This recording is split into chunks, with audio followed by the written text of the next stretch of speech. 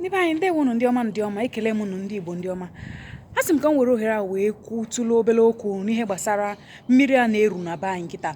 Nwee na-asị n'ihe gbasara imepụta amamọrụ ga amamihe ha kpọrọ ya akpọ ebe ha gara anọ wee na-achụgharị efi na-azụ efi na be anyị zinụ a ga-ebuzili ihe gbasara ahịa ha butela anyị na be anyị wee si nọ iwu na anyị ga-enye ha ala. Nwee si nọ maka na anyị akwadobe, maka na anyị kwado o nwere ihe ọ ga-abụ mmadụ mee ọ karịa okwu maọbụ mkpọtụ anyị na-eme na ngalaba soshal midia. O nwere ihe anyị ga-eme mgbe ọbụla ha chọrọ ịra nsị ha cheta ya ejidesi onwe ha akike wee bụrụ gịnị ihe gbasara iri anụ efi anyị ka na-eri. Ọ bụrụ na enweghịzi efi Igbo, ọ bụgodị na enweghị efi Igbo ka o nwegodịrị ya na onweghịzi efi dị kịta, ya bụ na ọ bụrụ na ịta ha anụ efi ịma ndị ndụ.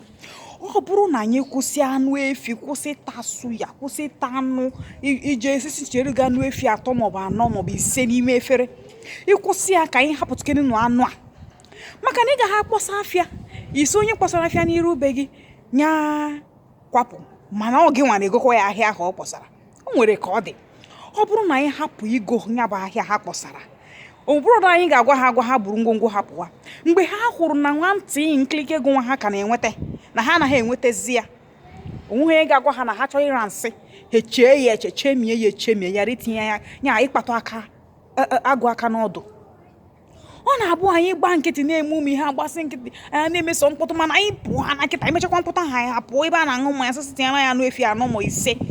Ọ dị ka ndị amaghị ihe. Ya bụ ndị Igbo ọkacha ndị ntorobịa pụtanụ n'igwe ka etikere ya bụ iwu onye ata n'anụ efi kịta gaa ruo mgbe anyị o doro anyị anya na ihe gbasara anyị na ihe gbasara ala anyị dị mmadụ niile n'obi, ọkacha ndị na-achị ala Igbo. Kwụsị na ịtụ anụ efi, hapụ kene na anụ efi kịta ka anyị mara ma anyị na ha ga-agbakwu ya bụ egwu, ka anyị mara ma ọ bụ na onwe onye na-ata ha anụ ha, ka anyị mara ihe ha ga-agwa anyị kpatara na ha chọrọ ịbịa mepere anyị ebe a na-azụ efi na be anyị. Ekele m unu. Ụmụ ihe ndị abụọ ga-abụ anyị bido na-eme a ga-ama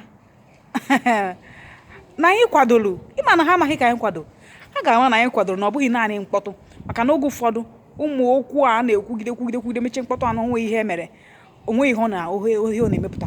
Mana ọ bụ na anyị nyeworo ya bụ okwu a tinye n'ihe anyị na-eme, ịhụ na ihe dị iche ga-eme. Ekelekwa m unu.